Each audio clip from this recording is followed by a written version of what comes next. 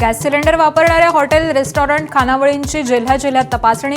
बीडमध्ये 203 ठिकाणी घरगुती सिलेंडर वापरलं जात असल्याचं उघड.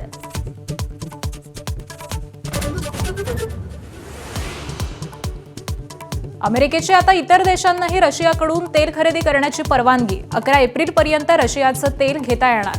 भारतावरची 30 दिवसांची मुदतही आपोआप वाढली.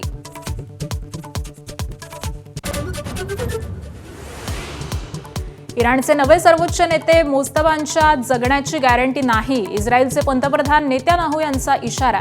युद्धापासून इस्रायल कधी नव्हे एवढा शक्तिशाली बनल्याचा दावा.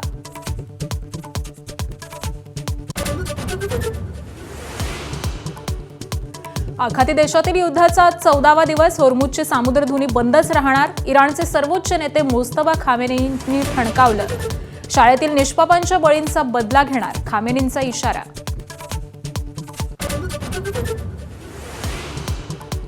अमेरिकेवर आता इराकमध्ये हल्ला. लढाऊ विमानांना इंधन पुरवणारं विमान पाडलं. इराकमधल्या इराणप्रेमी गटाचा हल्ल्याचा दावा.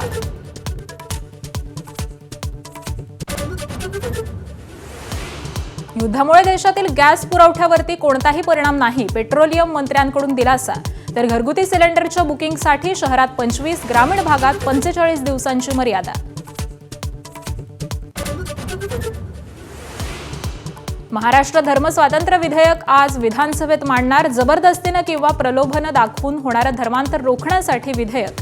गेल्या आठवड्यामध्ये मंत्रिमंडळ बैठकीत विधेयकाच्या मसुद्याला मंजुरी.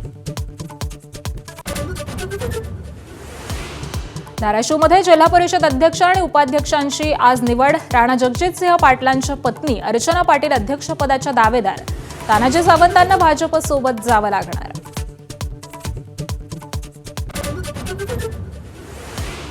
राज्यात 17 ते 20 मार्च दरम्यान मेघगर्जनेसह वादळी पावसाची शक्यता. विदर्भ, मराठवाडा, खानदेश, मध्य महाराष्ट्रात पावसाच्या सरी कोसळण्याचा अंदाज. पिकांना सुरक्षित ठेवा, कृषी विभागाचं आवाहन.